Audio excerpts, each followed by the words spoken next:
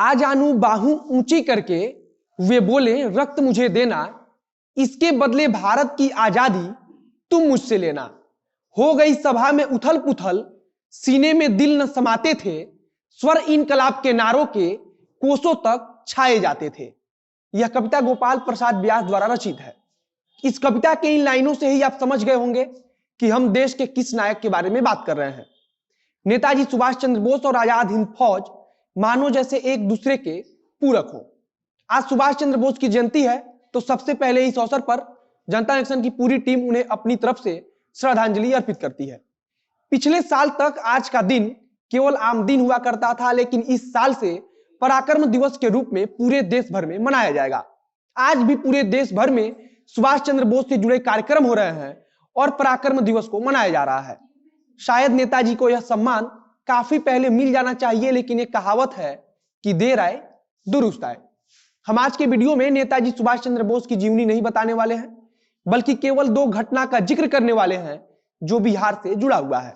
आपको बताएंगे कि जब नेताजी सुभाष चंद्र बोस पटना में आए थे तो ऐसा क्या हुआ था कि लोगों ने उन्हें 500 रुपया चंदा दिया था।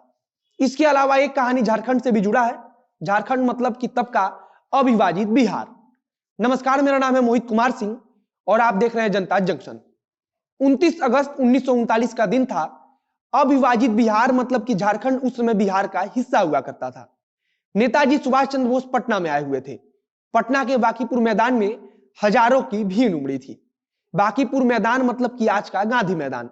उस समय गांधी मैदान का नाम बांकीपुर मैदान हुआ करता था। शाम 5 बजे आयोजन की शुरुआत होनी थी, जो 6:40 पर समाप्त होनी थी। मैदान के अंदर लगभग 20,000 की भीड़ नेताजी सुभाष चंद्र बोस को सुनने के लिए मौजूद थी।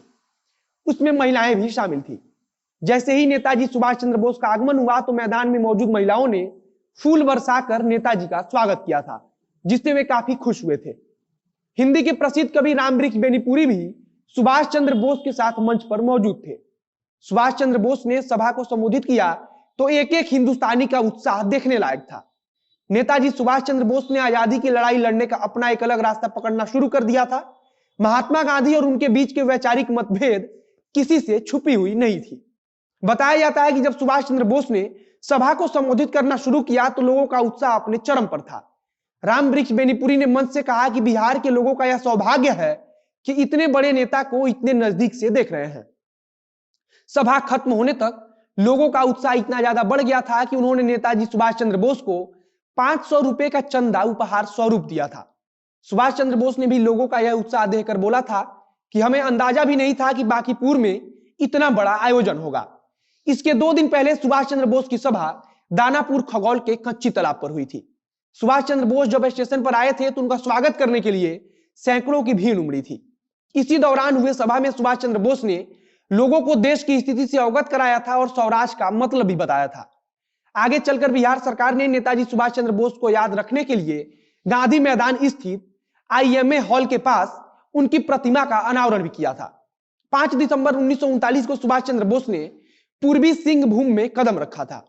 पूर्वी सिंहभूम मौजूदा समय में झारखंड का एक जिला है, लेकिन उस समय अविभाजित बिहार का एक हिस्सा हुआ करता था। पूर्वी सिंहभूम जिला में पोटका प्रखंड के कालिकापुर गांव में नेताजी का आगमन हुआ था। उस समय उस गांव के लोगों पर दरोगा द्वारा अत्याचार किया जा रहा था। लोगों पर झूठा मुकदमा लगाकर दरोगा बहुत परेशान किया करता था। इसके पीछे की कहानी है कि गांव वालों ने उस दरोगा के खिलाफ आवाज उठाया था।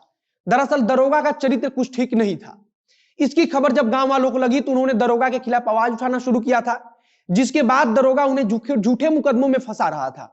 इसके अलावा भी नेताजी सुभाष चंद्र बोस का झारखंड से गहरा नाता रहा है।